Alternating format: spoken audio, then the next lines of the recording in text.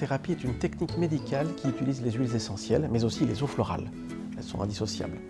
On peut du coup diffuser un parfum ou une huile essentielle que l'on affectionne, à la fois pour ses vertus, mais aussi pour la dimension psycho-émotionnelle qu'elle nous offre. On peut l'utiliser dans un bain, avec des précautions d'emploi, bien les diluer, mais aussi dans massage, avec une huile végétale sélectionnée. Et puis bien sûr en cuisine, puisqu'elle relève nos talents créatifs. Donc une aromathérapie globale et sensorielle, celle que j'aime en tous les cas.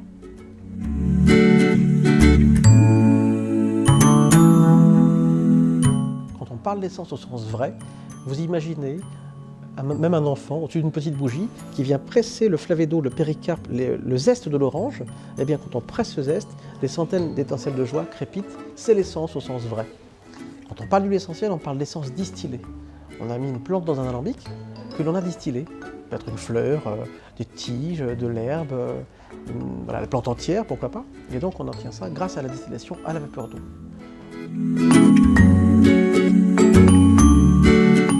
Toutes les indications doivent apparaître sur l'étiquette. À la fois le nom courant, le nom botanique, la partie distillée, le chémotype, mais aussi la garantie de qualité. Tout ça fait partie de vos critères de sélection pour être au cœur du produit et avoir l'assurance d'avoir justement une huile essentielle qui respecte vos exigences.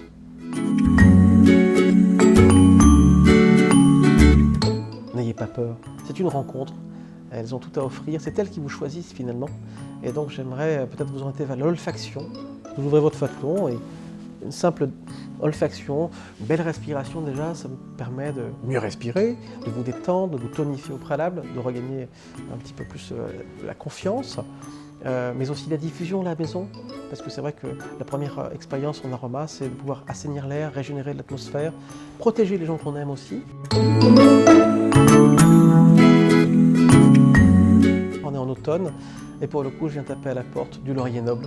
Je trouve qu'il apporte cette énergie, au moment où justement on repart, on a un challenge, un défi, et bien là, elle me donne un grand secours, je la respire et elle me suffit déjà pour avancer, pour voilà, être confiant pour cette rentrée à venir.